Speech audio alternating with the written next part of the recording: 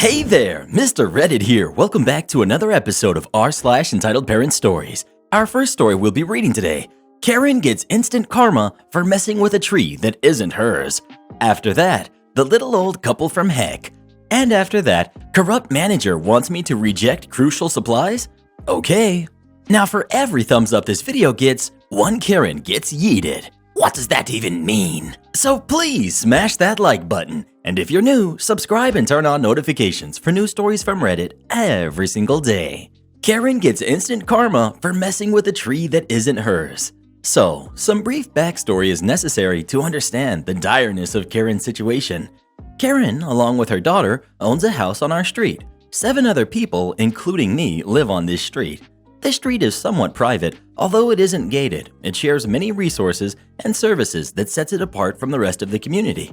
Basically, it was originally empty land in the middle of an already existing neighborhood, bought privately by a group who built houses and sold them. For these reasons, this street has an HOA representative, homeowners association, and they share things like lawn maintenance and street repair costs. For example, the street splits the cost for repairing stuff like street lights, and people that mow the lawns do the entire street at a time. Karen and her daughter are rarely seen in this small street, and they instead rent their house out to newcomers every few months or so. I've only seen them in person a few times since I moved here. On their most recent return a few days ago, they decided to have the tree in the front of their yard trimmed down before the next tenant arrives. Unfortunately, this tree belongs to the street, and she has no jurisdiction tampering with it, and she knew it. She made an attempt to call the HOA board, and when they did not reply right away, she took the initiative to cut the tree to her desires. This morning, a group of workers came in a truck and loud power tools to cut several branches of this large tree. This dude came out first to complain, and later came the old lady. They've both been living here for a long time and understand the rules clearly. The conversation was distant from my house, especially since I chose not to go outside and join the argument, but it went along the lines of the following. Dude: Hey, you can't cut that tree. Karen: Well, it's on my property. Dude: Actually, it's not. Tell them to stop cutting it. You need to contact the HOA first. I did, and they didn't respond, so it's not a big deal if I just trim it, okay? Old lady: Any change affects the value of the entire street and every house on it. You have to stop. Karen: Oh my god, it's just a tree. Give me a break, okay? For those that don't understand, the entire street sort of has a common theme to it where every house has a similar design, and each having a tree is part of said design. Stripping this mature tree down to a couple of branches completely ruins the look of the street. The dude walks up to the workers who are basically already finished. Guys, please stop for now. Karen steps in front of the dude. Hey, back off. The dude puts his hand on her shoulder to push her away. Stop being aggressive. This goes on for about 30 minutes. The entire time, Karen is being extremely rude, interrupting people and basically whining incessantly. The dude, the old lady, and the other neighbors watching knew they couldn't do anything without contacting the HOA first. They certainly didn't want to touch her, and they couldn't do anything with the workers because they were hired by Karen. This entire time, her daughter didn't say anything and stood at the doorway of her house. The workers continued with the tree, and in no time it was finished. About an hour passes when the dude and the old lady return with news from the HOA. It was true that Karen couldn't touch the tree, and everyone knew that. But what Karen didn't know was that the consequences were extremely straightforward and relentless. When they began to explain to Karen her remaining options, she had a smirk of victory on her face, but it didn't take long for it to be completely wiped away. HOA policies dictate that she has to completely replace the tree, which means that she needs to hire people to come dig the tree out, pay for a new tree, pay for it to be planted, and pay for the lawn that will be inevitably torn up as the tree is being replaced. If she does not comply, her house will be put on lien and be no longer considered an extension of our private street. For those that aren't fluent in real estate terms, this means that Karen cannot sell, rent, or refinance her property until said conditions are met. Even if she complies right away, her new tenant will be delayed for at least a week or more while the tree is being dug up. This is just such a sweet and fitting end to her entitled attitude. In total, she will be set back thousands of dollars for essentially nothing except lacking consideration of those around her. I'm not entirely clear on the costs, but I expect it to be at least $10,000. Moral of the story: don't mess around with trees. They have countless lawsuits and HOA strings attached to them. And don't be a jerk to your neighbors. Edit: I reread my post and decided that I didn't do as good a job as I wanted to explain why this Karen deserved her justice. I forgot to mention that she did flip everyone off and threatened to call a lawyer. She acted really childish overall and kept repeating the same phrase of something like, "You can't touch me, I did nothing wrong," over and over while interrupting people. Her daughter wasn't too much better, but you can't really blame her for trying to defend her mother a little bit. She probably just didn't understand what her mother really did. Her daughter was like, "Stop shouting, don't get aggressive," etc. I'd also like to mention that the trees, yes, trees, I realized after looking closer at her yard, she cut down were 2 cypress trees and a deciduous tree that grows red seeds in hard pods that I forgot the name of. The cypress trees she cut were towering and magnificent. She trimmed them down halfway and they will never regrow because both are at least 20 years old. Well, what do you think? Was it wrong of Karen to cut down the tree or not? Please let us know. Oh, how I love a good HOA story. The little old couple from heck. My hotel has had a lot of crazy happenings that I've shared before, but holy cow, this has to win an award for one of the most insane things to happen. First off, I want to say take a seat, grab a drink, a snack, maybe a beer, because holy cow, this is a long one. This little old couple, very well-mannered and seemingly just cheeky, came to check in mid-evening. The wife we'll call Karen and the man we'll call Ken. They were celebrating Karen's diagnosis as melanoma-free and decided to take a vacation to our property using Karen's membership points. They made a joke that I would get to know them by the end of their stay. Not wrong there. And immediately asked where the bar was so they could get a few glasses of wine. They went out for dinner after scoping out the bar for about 10 minutes and come back a good 2 to 3 hours later. They ordered 2 glasses of Chardonnay, 1 glass per person, then sat down in the lobby, spending about 15 minutes on those glasses just chatting. I had a few check-ins and was standing at my front desk station around the corner from the bar when Karen started shouting, "Waiter!" requesting another glass. Obviously, I'm not a waiter, and it's annoying when people act like we're a full service or I'm a dog, but nonetheless, I went and got them a second round. I'd say another 10 minutes passed before they asked for a second round. They started joking around about their marriage and being cheeky old people. I didn't think much of it. Going back to my pod and going back about 15 minutes later with their third round. They started getting really inappropriate around that time, so I told my coworker I was going to cut them off. On their fourth and final round, Ken blatantly states, "We're thinking of getting it on tonight," and then proceeds to go on a big spout of nonsense which gets Karen pretty angry at him, telling him to shut up. I made sure to make them both aware they were not receiving any more drinks. About a good 20 minutes pass and my coworker, we'll call him B, and I were on the phones at the desk, working on 2 separate guest issues. I happened to turn around and saw Karen lying on the floor. I immediately went over to ask what happened and if she was okay. She laughingly explained she fell over one of the lobby chairs. B goes and grabs her a water before asking her if she needed medical assistance while I grabbed the hotel wheelchair.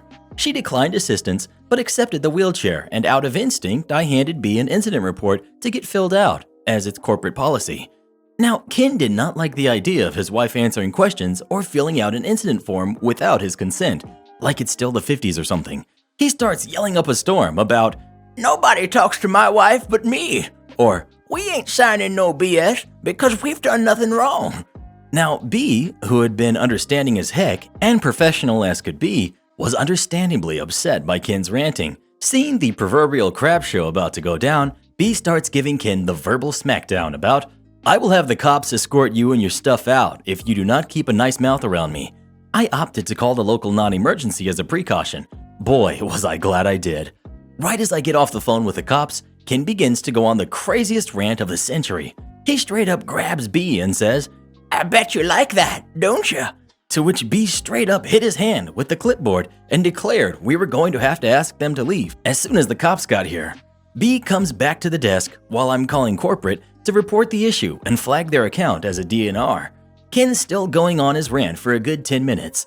At this time, people are starting to come back from dinner and are passing through watching this old man screaming crazy things at B.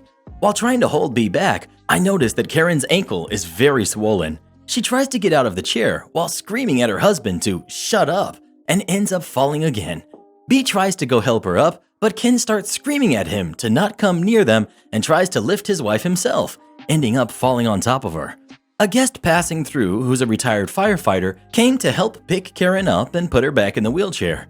He advised we call fire rescue just as a precaution should either guest be hurt. I get on the phone to call 911 and tell them that the guest's ankle is very swollen. B decides to go over and ask if the injury was from the fall or not, while alerting Karen that we called fire rescue anyway as a precaution. She blatantly states the swollen ankle was a pre-existing injury, which I wrote down immediately on my own play-by-play witness report. Ken starts getting agitated with B asking questions and gets up, pushing B into the lobby column while shouting more craziness. B immediately walks away and says to call the cops again because Ken is now drunkenly coming towards the desk and screaming at us. I call 911 to cancel the paramedics and get the police out immediately, but the cops are stuck on a high priority call. Lo and behold, the paramedics still show up, and thank God they did, because honestly, they calmed Ken down with some light conversation and confirmed Karen was okay. Right behind the paramedics, an hour after calling, the police show up. They are the two most built female and male cops I've ever seen, like honestly, body goals, and thank God, cause the nonsense that goes down next. Ken and Karen are upset because the cops are there. The cops are having none of that BS today. Karen gets out of the wheelchair and wobbles her way to the elevator, alongside Ken, who's glaring at B the entire way and still ranting. These two numbskulls don't press the floor button and end up back on all sorts of floors before finally getting off on the right one. I awkwardly ride in the elevator with the cops and lead them, and a stumbling Ken, to the room with a key. However, Karen's nowhere to be found, which makes everyone start panicking. Ken refuses to listen to the cops and takes off down the hallway, saying he needs to find Karen, and the cops now have to wrangle two drunk people while I stand there with the door open feeling useless as heck. They find Karen wandering back onto the elevator and went back down to the lobby, where B sent her back to the elevator and Ken was hiding in the stairwell. Finally, about 30 minutes into the cops being here, they get Ken and Karen into the room to start packing. Karen's starting to argue with Ken, saying it's his fault for convincing her to come to our hotel, and she starts calling him names. She tries to push Ken into the sofa, which causes him to start yelling at her. The cops are at the end of their patience, telling them to get out or get arrested. Karen and Ken keep on stalling for a near 20 minutes before finally getting their stuff into the hallway. Around this time, Ken decides it's a great time to threaten a cop. Ken's got his back against another occupied room's door, banging on it with his fist and yelling, "This is America. I can do whatever I want." To which the cop continues to say he will arrest Ken if he doesn't stop moving. The female officer starts to coax Ken towards the elevator and attempts to give them both a chance to comply. Karen starts following the female officer, but Ken grabs her by the shirt and starts yanking her back, dragging her across the floor. So you have them bumping into all of the guest room doors and walls, screaming, "Let go of me!" and the cops shouting for Ken to let her go or get tased. The cops finally get Ken and Karen to the elevator. I decide to take the stairs and meet up with B at the front desk just in time for another officer to come in. B's speaking to that officer about pressing charges against Ken, just to be interrupted by a screaming match in the corridor leading from the elevator to the lobby. Ken's starting up a screaming rant against the cops, trying to grab a taser. The male cop grabs him and tries to cuff him, but this late 70s-year-old Ken is holding his own, and it takes 3 cops to get him in cuffs and out the front door. On the way out, Ken shoves a girl with his shoulder, which then causes the girl's mom to start yelling and talking to the cops outside.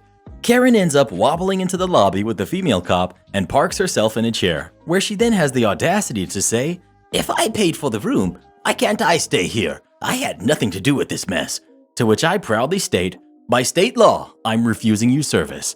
About another hour passes. I get trespass letters for both guests from the local PD, and Karen again asks why she can't stay. The female cop has to repeat what I said in the layman's terms of, "The managers want you to leave the property ASAP." Mind you, I was nice enough to find her lodging at a hotel down the street and called her a cab, so brownie points for me, I guess. By the time the show was over, it was 12:05 a.m., an hour past my shift's end time. B and myself stayed almost another hour writing reports and recalling every time possible. The most handwritten reports I've ever made. I'll update once I go in and see the amount of trouble or reward I'm in for. Update. I'm currently at work, not fired. My GM didn't even look at the report, but my AGM did praise B and I for our professionalism. Ken did try to come back to the property to get some shoes he left, ignoring the trespass letter and claiming he had no idea why he was arrested, to which my GM basically told him to get the heck out. Have you ever seen a Karen or a Ken get arrested? If so, what were they doing? Please let us know. It's been almost 2 months since I've been arrested. I can't wait till lockdown is over. Corrupt manager wants me to reject crucial supplies? Okay. About a couple of decades ago, I used to work at a concrete production plant for a reputable construction company. Our company, like several other construction companies, were awarded a portion of a larger project. A large portion of land was earmarked for setting up temporary office buildings and concrete plants for the different construction companies. The sites were separated by temporary barriers and had separate entrances. As many of you may or may not know, concrete is produced by mixing cement, water, sand, and stone grits, along with special admixtures in a specific ratio. Our recipe also contained a special ingredient, stone dust. Turns out, only our company used stone dust in our concrete and the neighbors did not. So a special truckload full of stone dust was specially shipped for us. This is important later. My job entailed orchestrating concrete delivery to our project sites apart from regular quality control tasks like checking incoming materials for quality, etc. Only after I had signed the delivery receipts, our store's personnel would unload the trucks at designated areas. A log of all trucks entering and leaving the concrete batching plant would be kept by security at gate, relevant later. Since my job entailed checking incoming material before accepting, the suppliers would usually try to offer some petty bribes, from cash to booze to flesh, if you know what I mean. I always declined such offers, as once accepted, you become their dog and lose all respect in their eyes. Moreover, bad material also impacted the quality of concrete produced, strength, consistency, and setting time, to name a few. Since concrete delivery was also part of my job, it was in my best interest to only accept good material. Otherwise, the client would chew me up during casting. One night, a supplier truck entered the premises with 20mm stone chips. Upon testing, I found them to be undersized for 20mm and oversized for 10mm. I went ahead and rejected the load. The driver and supplier started pestering me, offering bribes and whatnot. When I didn't budge, they called my boss, who asked me what was going on. I explained that the quality of the material was unacceptable and I have rejected this. When I mentioned it's too small for 20mm, he ordered me to dump it in 10mm bin anyway. I knew what that meant. My boss was on the supplier's payroll. A couple of weeks passed by and my boss asked me to reject a truckload of material from a very reliable supplier. He knew that the supplier was only delivering stone dust that day, and should we reject material, the entire load would be a waste and a loss to the supplier. Once the stone chips or stone dust has left the quarry, they, for some reason, can't bring it back. Hence, my boss wanted to hit the supplier where it hurt most, especially stone dust, as there was no other company that would take it. Cue malicious compliance. I called the supplier, who had become a friend by now, and told him that I was under orders to reject a truck. He panicked and told me that my boss was putting pressure on him for bribes. This particular supplier believed in providing quality material and always visited my lab to understand how I tested the material and what my requirements were. He would then go back to his quarry and adjust the equipment to deliver the best quality materials. Because he put so much effort in improving the quality of his product, he did not budge and bow down to my boss's demands. I asked the supplier friend to route a truckload of 20mm stone chips meant for some other company to my plant first. I would let the gate security log the truck's entry and then promptly reject the material. He was then supposed to send the stone dust, which I would accept and be done with my task. Everything happened as planned. I completed my remaining activities for the night and went home. When I came back to work in the evening, my boss was waiting for me at the door. As expected, he had checked the entry/exit log as well as material receipt history. He had noticed that I had accepted the stone dust and was chewing his anger, waiting for me to explain. He very casually asked me if I had rejected a truckload. I acted dumb and answered in affirmation. I told him that the very first truck, a 20mm, was rejected. Now, usually 20mm is never rejected, especially from this supplier. So he asked me what reason did I give while rejecting the truckload. I said flakiness index, a test we never do as a field test, but is mandated by the client to be done once a quarter. He knew that I was playing him, but he couldn't do anything. I had done exactly what he had asked me to, reject a truckload. I had covered my bases with a security log as well as a material receipt, so he just muttered something under his breath and never mentioned this to me again or asked me to do anything similar. 2 months later, he was transferred to a different site and I became the overall in charge. Same designation and pay, just more responsibilities. Am I the jerk for telling my brother he wasn't invited to support my friend because he's a creep? Since we were kids, my younger brother Kenny, 22, was super obnoxious and a bully. Think 'cause my parents spoiled him too much, so he would get mean when other kids didn't want to do exactly what he wanted. So he had zero friends our entire childhood. When we were in high school, he was the odd guy nobody wanted to talk to because the way he'd behave and pull pranks. My parents forced me to bring him wherever I, 23, male, was going with my friends. Literally forced me. Like I would get grounded if I didn't. Everyone in my group hated him, especially my friend Sandra. Since 10th grade, Kenny had a crush on her. He'd buy her gifts or wait outside every one of her classes to talk to her. Every Valentine's Day, he'd send her those grams that they do at school and leave her notes about how they're going to spend their lives together. I told Kenny a million times to leave her alone and got my parents involved, but they never did anything. Sandra came out in our senior year and turned out she was already secretly going out with another girl in our class. Kenny was upset and kept asking her for a chance so maybe he could turn her back. By then, I kept Kenny away from her by lying to my parents about seeing my friends. Whenever I was forced to bring Kenny, we would tell her so she wouldn't show up because she'd say he scares her, which I felt really bad for. They haven't seen each other in years, but I'm still really close with her and everyone in our group. Sandra recently found out she has cancer and told us during a Zoom call. We all felt bad we couldn't be there for her because of lockdown, so we all decided we were going to drive by her apartment with "We love you" signs to show support. We let her wife know when we were going. We all parked outside her house, all inside our own cars of course, with our signs. She saw us from the window and took pics. She posted on Instagram and said she's grateful. I didn't know that Kenny followed her, and he was really upset I didn't tell him so he could have gone to show his support too. I told him no way, as he's the last person she'd want to see right now. He asked me why, and I told him, "'Cause you were a creep." I reminded him of everything he did and how much he made her uncomfortable, so of course she wouldn't want to see him, or him to know where she lives. He called me a jerk and hung up on me. My parents are saying he's upset and I need to apologize for hurting his feelings. My mom says I didn't have to say why he wasn't invited and could have said I forgot to tell him we were doing that instead of making him feel bad over a crush. This shouldn't even be a surprise to him because I always told him how creepy his behavior with her was since we were in high school. But I guess now it's a bad thing that I told him. They want me to apologize, but I don't think I should, and it's turning into a whole thing. Just to be clear, for my own peace of mind, was I the jerk for telling him this? Well, who do you think is the jerk? OP or his brother Kenny? Please let us know. I could never even tell what Kenny was saying. That big jacket he wore made him sound muffled. Am I the jerk for not giving my son the PS4 we bought him for Christmas? I have a 14-year-old son, Junior. He's a pretty great kid who is normally very kind, helpful, and is just a joy. This year has been rough due to the state of the world, so my husband and I decided for Christmas we were going to update his phone and get him a PS4 Pro with a couple of games he really likes. We already have a few game systems, but he's been begging for a game system for his room that's solely his. We hid it with all of the kids' presents in our locked closet that the kids know not to go into because it has our gun safe, so major no-no in our home. A few nights ago, my husband and I went to the store, leaving the kids at home, and when we got home, Junior was mad. I asked him what was wrong, and he started going off about how he found the gifts. He was beyond angry that it was the 4 and not the 5, and that the 4 was for losers. I told him he knew he wasn't to go in our closet. No idea how he got in. We have the key on our keychains, and that a game system was a privilege, not a right. He wasn't happy with this and said he didn't want a stupid PS4. I sent him to his room to calm down and grounded him.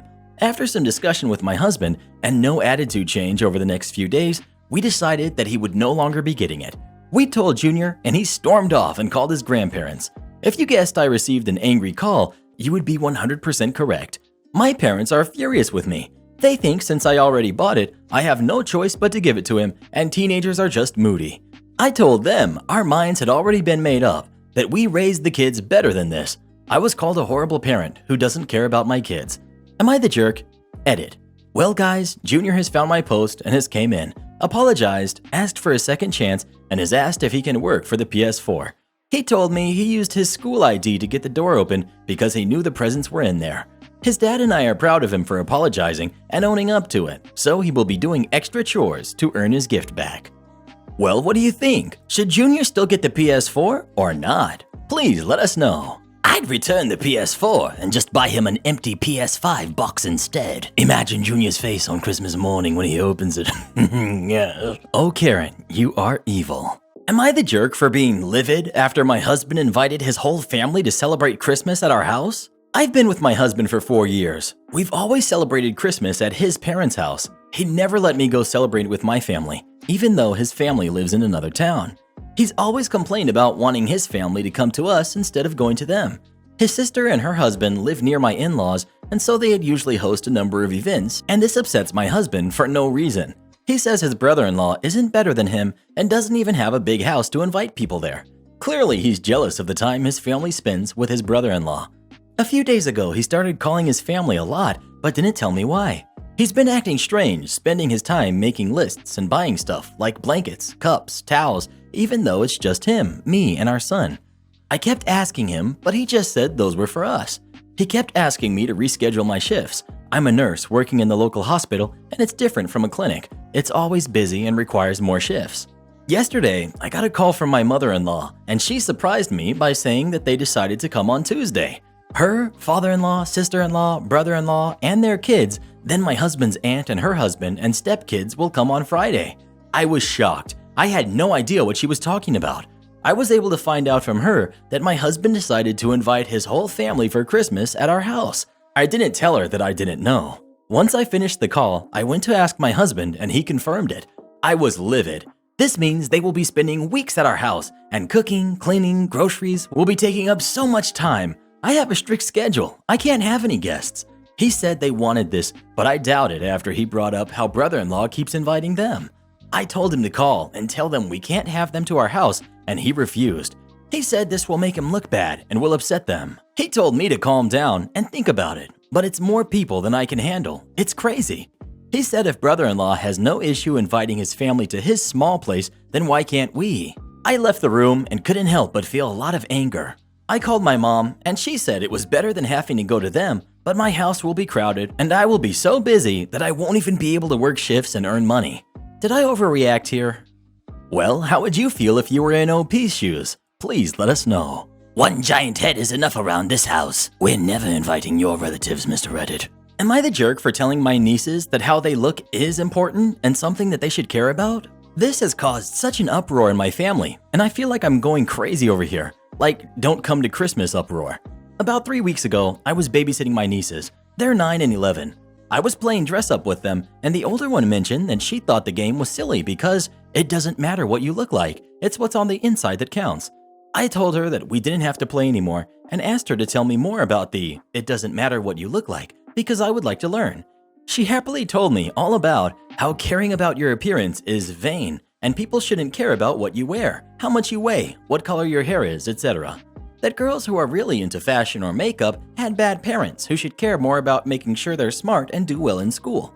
Then she asked me why I cared about these things like that, because she always thought I was too smart for that. Maybe this is where I messed up, but I had to be honest with her. I told her that I care what I look like because I want to be respected by others. I want others to be attracted to me, and that no matter what we tell ourselves, society does care and does judge men and women for how we look. I tried to explain that sometimes society cares too much, but that grooming ourselves, wearing well-fitting and clean clothes, etc. are things we should all care about. I also said that being interested in fashion and makeup doesn't make anyone less intelligent, that they're both ways of expressing ourselves and can be very artsy as well. 11-year-old seemed very bothered by this and told me that she couldn't believe I was one of them, and then made a weird comment about how her mom said that's why I don't have any books. My sister called me furious about how I was poisoning them by forcing unobtainable beauty ideals on them. At no point did I say that they had to maintain a size 2 figure, shave, have long hair, spend thousands on designer clothes, etc. But she's making it out to seem like I babysat her kids and now they're destined to become Serena Vanderwoodsen. Am I the jerk here? My family sure as heck thinks I am. Well, who do you agree with, OP or her sister? Please let us know. You should really start caring what you look like, Mr. Reddit. You wear the same thing every day. It's disgusting. Am I the jerk for demanding my husband talk to a therapist after he typed the word boundaries like this? In case anyone isn't fluent in internet slang, the weird random capitalization means to read it in a whiny voice. My husband and I have been having some problems in regards to how he parents our 8-year-old son. My husband likes to play rough, tickling, wrestling, poking at someone after being told to stop, and my son is a quiet, introverted kid who hates that type of play. My husband also likes to do little pranks, mostly popping out and scaring people, but our son has asked him to stop. He also doesn't respect our son's limits in terms of social interaction. When we visit my in-laws, the house is very loud. The other kids play too hard, and our son does not enjoy it. He is asked to bring his Switch and play upstairs. My husband said his mom would freak out over how rude that was, so I tried to compromise on a book. My husband said no, and that it's his job to put him in uncomfortable decisions so he can grow. I think it hurts his feelings that our son doesn't like his grandparents, but I find them to be difficult to like, so I can't blame him. My in-laws have complained, not in front of him, that our son is too weak and wimpy, and we are ruining him. I texted my husband the other day that I want to talk about our differences in parenting because I'm not okay with him continuing to disregard boundaries. He replied that he has been depressed lately because of how joyless me and our son are. And he wrote back, "Fine, we can talk about our boundaries." I said that he sounds just like his crappy parents, and I'm not okay with that.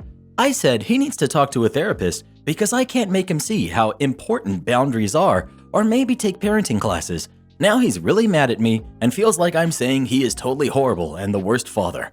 Well, who do you agree with? OP or her husband? Please let us know. You definitely haven't seen this video yet, so come watch it next and we'll see you when you get there. And all I want for Christmas is for you to support our channel by joining as a member. If you do, we'll give you a special shout out in our next video. And to have us make any kind of video that you'd like us to, just come visit us on Fiverr. Link pinned in the comments below.